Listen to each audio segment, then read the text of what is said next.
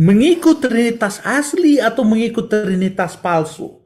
Mengikut anak domba atau mengikut gereja, sistem gereja yang murtad?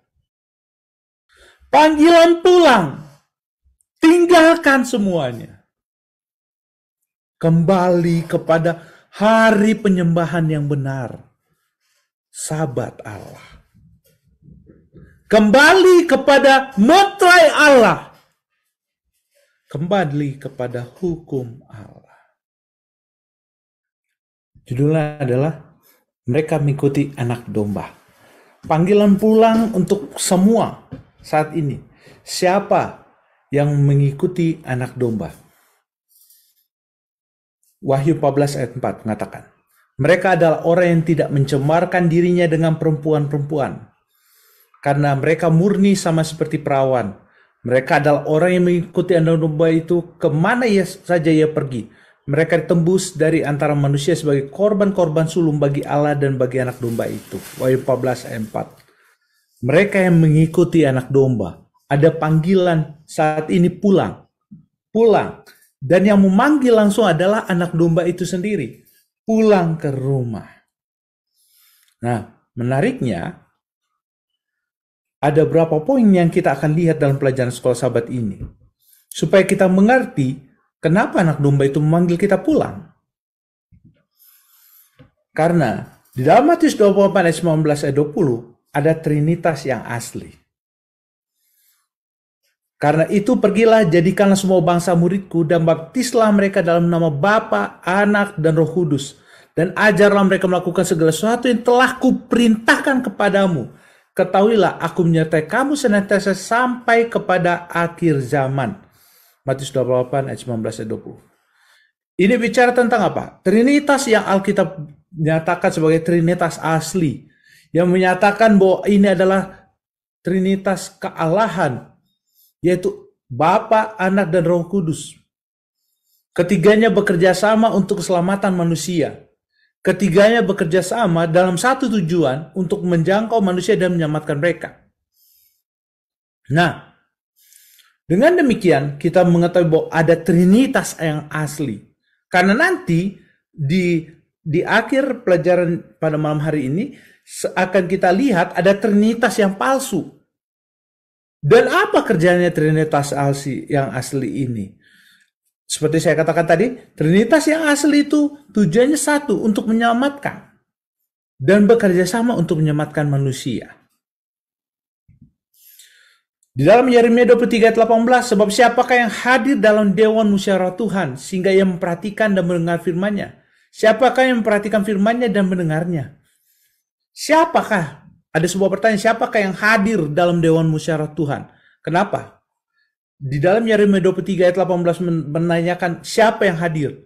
Saya tidak, saudara tidak. Tetapi ada selain saya dan saudara yang hadir, yaitu seperti di dalam Matius 28 ayat 19 ayat 20. Allah Bapa, Allah Anak, dan Allah Roh. Ketiga Trinitas ini bekerja sama dalam musyawarah Tuhan.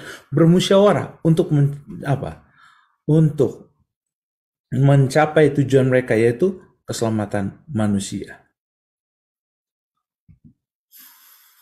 Poin kedua, kalau kita tahu Trinitas itu asli, yaitu adalah Allah Bapa, Allah Anak, dan Allah Roh. Mereka bertujuan untuk keselamatan kita, dan mereka memiliki karakter adalah kasih. 1 Yohanes 4 ayat 7 mengatakan, saudara-saudaraku yang kekasih, marilah kita saling mengasihi, sebab kasih itu berasal dari Allah. Menariknya, setiap orang yang mengasihi lahir dari Allah dan mengenal Allah. Jadi Allah itu kasih, setiap orang yang mengasihi lahir dari Allah dan mengenal Allah. Jadi kalau Allah kasih, maka yang mengikutinya harus hidup dalam kehidupan kasih. Dan yang mengenal Allah, maka mereka pun harus hidup dalam hidup kasih. Dalam Roma 10 ayat 17 mengatakan, jadi iman timbul dari pendengaran dan pendengaran oleh firman Kristus. Jadi, setelah kita tahu Allah itu kasih, dengan demikian kita juga tahu bahwa dengan kita mendengarkan, mempelajari firman Tuhan, dengan selalu mempelajari firman Tuhan, maka kita semakin apa? Iman kita dapat apa? Bertumbuh. Bertumbuh dan memiliki loyalitas kepada apa? Loyalitas kepada Allah.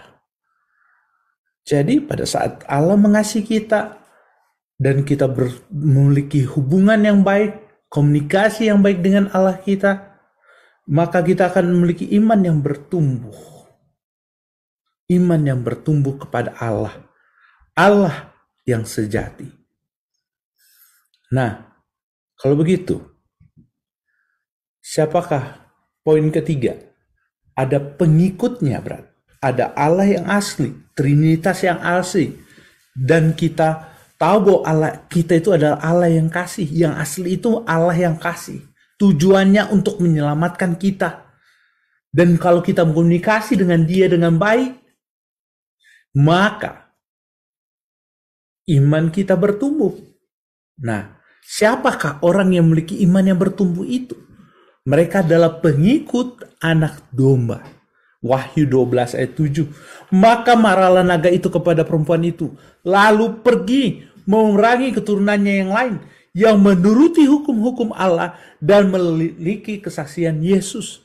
Jadi pengikut anak domba itu, yang memiliki iman yang bertumbuh itu, yang memiliki komunikasi dengan Allah itu dengan baik, maka mereka akan menuruti hukum-hukum Allah dan memiliki kesaksian Yesus. Dengan demikian, mereka adalah orang yang menjadi sasaran marah daripada apa? Naga itu. Mereka, setelah kita belajar kemarin, mereka adalah menjadi sasaran dari kemarahan naga itu. Yang apa? Memiliki kasih. Menuruti hukum-hukum Allah. Dan memiliki kesaksian Yesus. Tapi ada satu hal yang sangat penting. Sangat-sangat penting.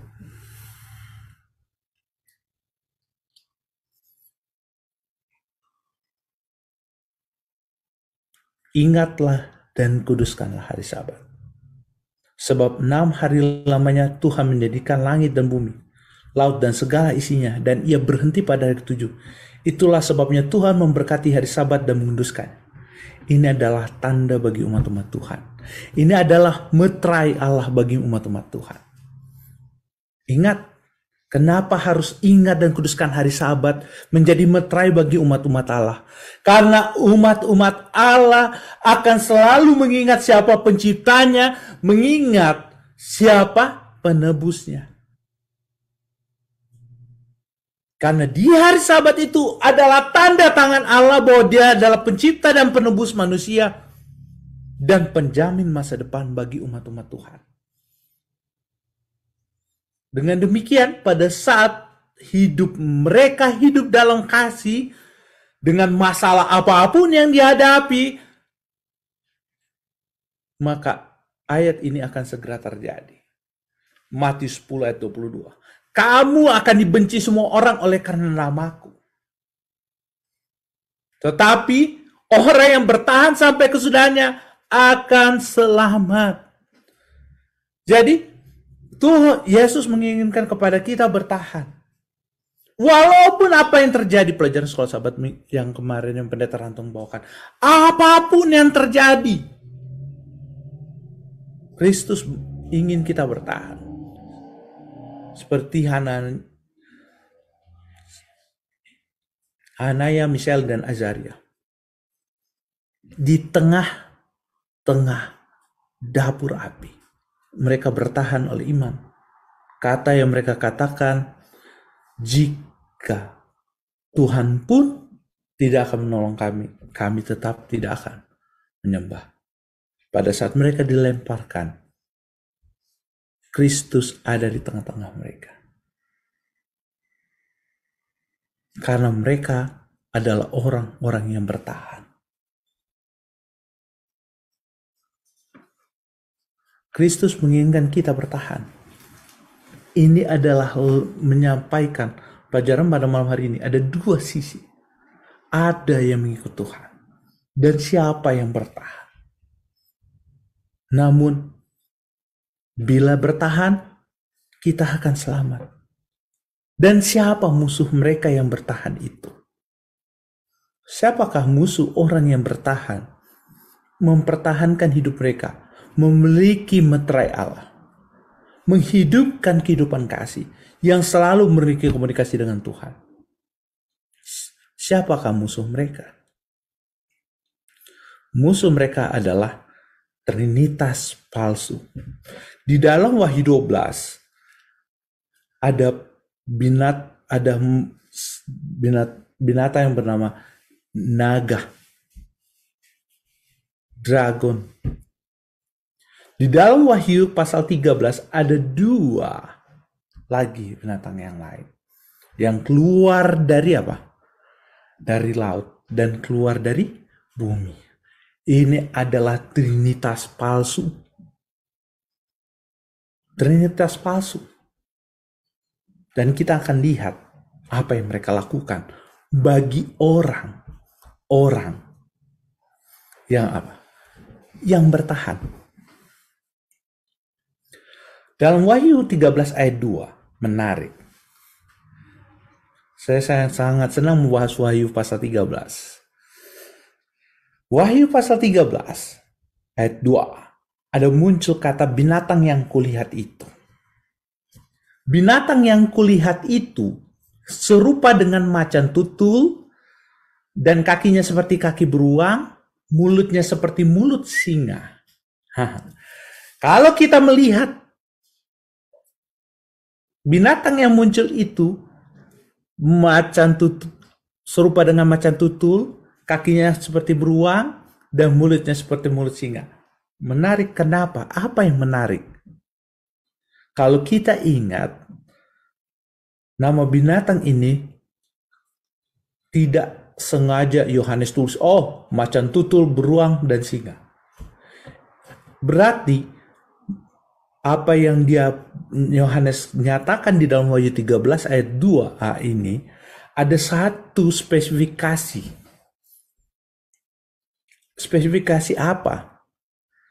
Yohanes menulis ini tidak hanya berdasarkan dia mau sesuka hati menulisnya, tapi ada spesifikasi penting yang dia ingin nyatakan dan Allah nyatakan kepada Yohanes. Yaitu, kalau kita lihat di Daniel 7 ayat 4 ayat 7. Menariknya, binatang yang pertama disebutkan adalah seekor singa. Binatang yang kedua adalah beruang. Binatang yang ketiga adalah macan tutul. Namun di Wahyu pasal 13 ayat 2 berbalik. Mulai dari macan tutul, beruang, dan seekor singa. Kenapa? Kenapa ada keterbalikan? Kenapa ada keterbalikan? Karena pada saat Daniel menyatakan start dari seekor singa, beruang, dan macan tutul, di Daniel pasal 7 ayat 1 dia berada di pemerintahan Belsasar. Di pemerintahan Belsasar. Dan singa itu adalah lambang dari Babylon. Sehingga pada saat Daniel menerima itu, hayal di Daniel pasal 7, maka Tuhan menurunkan dengan start dari apa? Posisi dari apa? Seekor singa, beruang, dan macan tutul. Dan binatang yang keempat. Menariknya, binatang yang keempat tidak disebutkan spesifikasinya seperti apa. Binatang yang keempat hanya ditekankan yang menakutkan dan mendahsyatkan dan ia sangat kuat. Ia bergigi besar dari besi. Ia melahap dan meremukkan dan sisanya diinjak-injaknya dengan kakinya. Ia berbeda dengan segala binatang yang terdahulu. Lagi pula, ia bertanduk 10. Nah, kalau kita lihat tadi, di dalam Yohanes ayat 13 ayat 2, maka yang start pertama itu adalah macan tutul, beruang, kedua adalah beruang, dan yang ketiga singa. Artinya, Yohanes di masa binatang keapa? Keempat. Dia ingin menyatakan dia di posisi binatang yang keempat. Dan binatang keempat di Daniel pasal 7 tidak disebutkan spesifikasinya. Kenapa? Hanya ditekankan, dia menakutkan dan mendasarkan, dan ia sangat kuat. Ia bergigi besar dari besi, ia melahap, meremukan, dan sisanya diinjak-injak kakinya. Ia berbeda dengan segala binatang yang terdahulu. Lagi pula ia bertanduk 10. Binatang yang keempat itu berbeda. Dia lebih menakutkan, mendasarkan, ia sangat kuat. Ia sangat kuat. Nah, dengan demikian, kita harus mengetahui bahwa binatang yang keempat berhubungan dengan binatang yang keluar dari apa? Dari laut. Kenapa berhubungan? Karena di Daniel pasal 7, binatang yang empat binatang ini adalah 4 binatang yang keluar dari laut.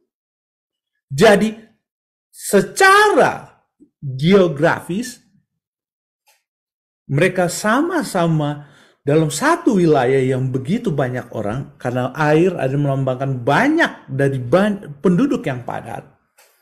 Seekor singa, beruang, dan macan tutul, dan akhirnya adalah binatang yang keempat. Tapi, apa yang membuat sangat berbeda dengan binatang yang keempat ini? Binatang yang keempat itu, dia menginjak-injak semuanya. Binatang yang lainnya dihancurkan. Dia kuat. Bahkan, ia memiliki tanduk 10.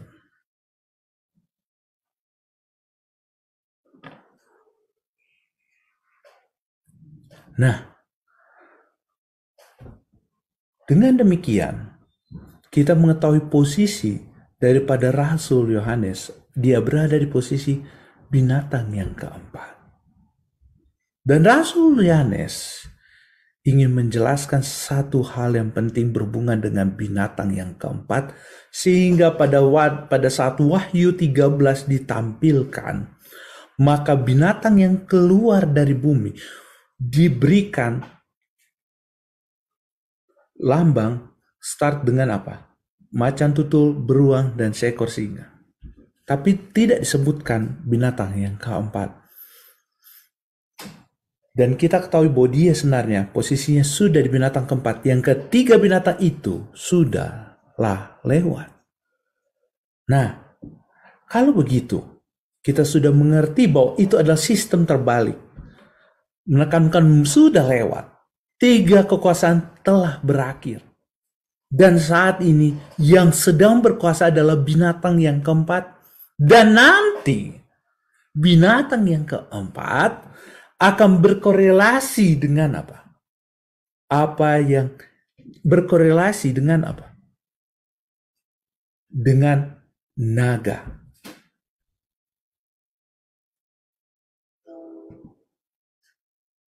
Nah, seperti saya katakan tadi, lalu aku melihat seekor binatang keluar dari laut, bertanduk 10 dan berkepala 7.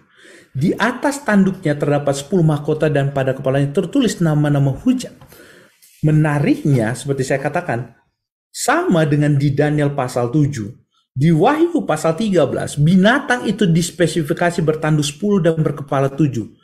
Nah, dan sama dikatakan keluar dari dalam laut. Dan semuanya bicara tentang bagaimana hubungan politik itu berlanjut. Kekuasaan itu berlanjut. Dari Babylon Medo-Persia, Yunani, dan Roma. Nah, dengan demikian kita akan lebih mendalami lagi tentang binatang yang keempat ini yang ada di dalam Wahyu 13.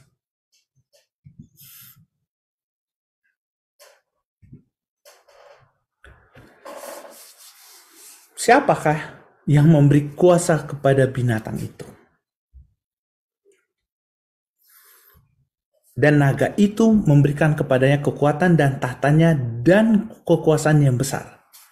Binatang itu diberi kekuasaan oleh apa? Naga itu. Naga yang mana?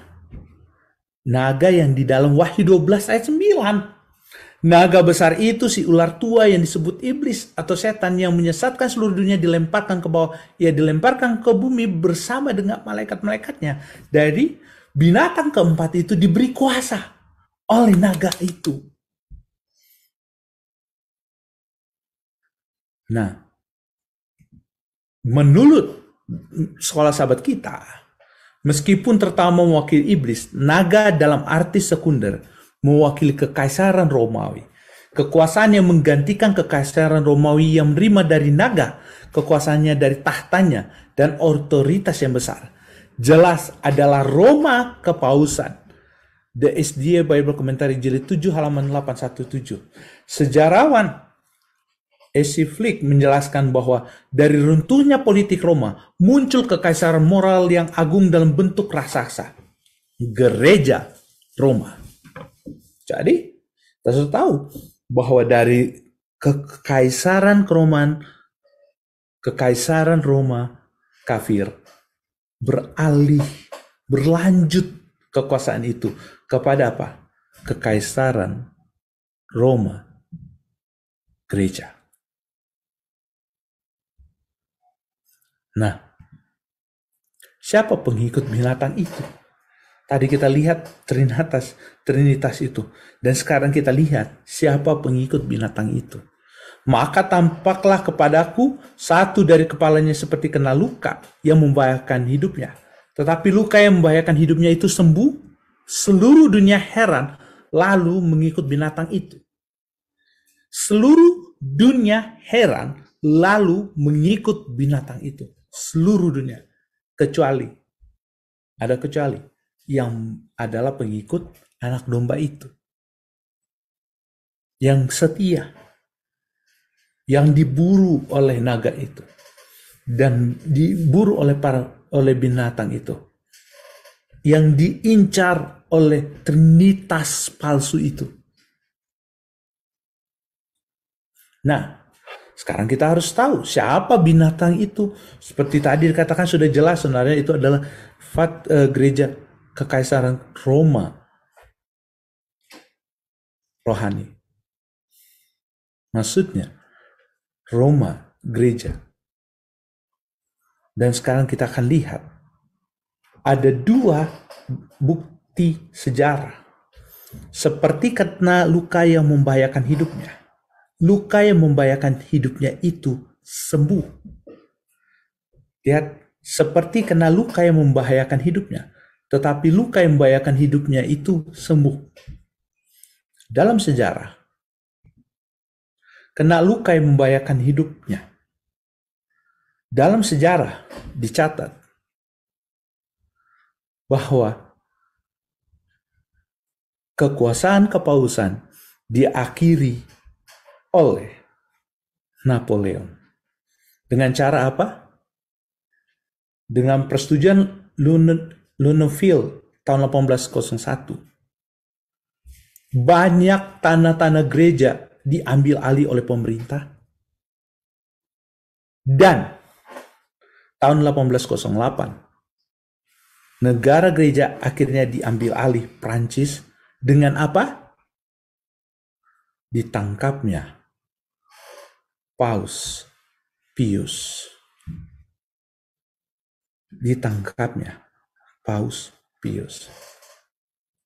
Kena luka yang membahayakan hidupnya. Namun, luka yang membahayakan hidupnya itu sembuh. pada tahun 1919 suatu law of guarantee kembali dikeluarkan oleh pemerintah Italia secara sepihak yang isinya mengakui kedaulatan paus atas wilayah tertentu. Undang-undang ini memberi hak untuk menggunakan beberapa gedung yang ditunjuk sebagai bagian dari wilayah paus. Namun tindakan baru tersebut pun ditentang oleh paus yang berkuasa saat itu, Paus Benediktus ke-15. Sebagai jalan tengah diadakan beberapa kali perundingan yang hasilnya pembentukan negara kota Vatikan, the Vatican City. Pada saat kekuasaan itu diakhiri, namun pada tahun 1919 kekuasaan itu dikembalikan. Kekuasaan itu dikembalikan. Dengan demikian, kita mengetahui semua apa yang dikatakan dalam kitab Wahyu 13. Ini bicara tentang sebuah kekuasaan yang menentang yang maha tinggi. Bicara tentang sebuah kekuasaan menentang yang maha tinggi. Namun pada saat ini ada dua pilihan di hadapan setiap umat-umat Tuhan. Ada yang mau mengikut anak domba atau mengikuti tiga trinitas palsu.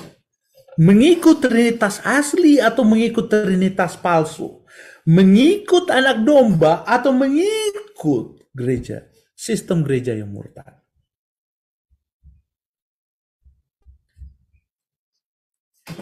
Panggilan dalam lagu pilihan tadi katakan, mari pulang. Pulang.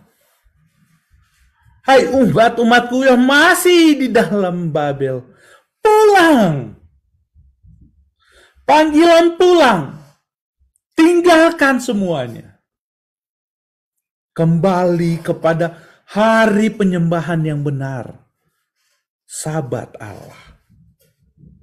Kembali kepada metrai Allah. Kembali kepada hukum Allah.